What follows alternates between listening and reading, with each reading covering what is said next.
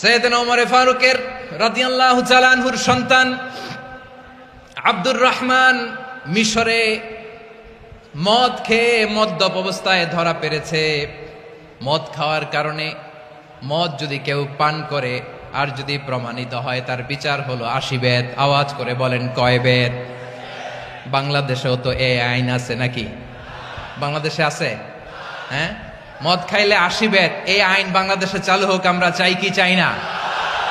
চাই সবাই। এজন্যই তো ইসলাম ভাল লাগে না। ইসলামকে ভাল লাগে না। ইসলামকে আউট করে রাখতে পারলেই তো এরকম বড় বড় বোতল খাওয়া যায়। একেবারে সহজ, পানির মতো সহজ, হিসাব একেবারে সহজ। ওমর ফারুক রাদিয়াল্লাহু তাআলা আনহুর ছেলে ভুল করে মদ পান করে ফেলেছিলেন। আব্দুর রহমান, ঘটনা ঘটেছে মিশরে। মিশরের গভর্নর তখন আমর ইবনুল আস রাদিয়াল্লাহু তাআলা আনহু। আব্দুর রহমানের ভাই যে গভর্নরকে বলল, গভর্নর যদি একটু দয়া করেন, খলিফার ছেলে আমার ভাই আব্দুর রহমান মদ্যপ অবস্থায় ধরা পড়েছে, জনসম্মুখে যদি আপনি বেত্রাঘাত করেন আমাদের প্রেস্টিজ থাকে না, যদি ৮০ বেত আপনি মারেন আমার কোনো কথা নাই, কিন্তু ঘরের ভেতরে মারেন। আব্দুর রহমানের ভাইয়ের সুপারিশ শুনে সাইয়েদনা আমর ইবনুল আস রাদিয়াল্লাহু তাআলা আনহু রাজি হয়ে গেলেন। ঘরের ভেতরে লোকচক্ষুর আড়ালে ৮০ বেত তিনি মানলেন। কিন্তু ঘটনাক্রমে এই কথা লুকিয়ে লুকিয়ে ঘরের ভেতরে ৮০ বেত মারার কথা সাইয়েদনা ওমর ফারুক মদিনা থেকে জানতে পারলেন। মদিনা থেকে তিনি ফরমান জারি করলেন, এই বিচার যেমনটি আমর ইবনুল আস আদায় করেছে, এটা প্রকৃতপক্ষে আদায় হয় নাই।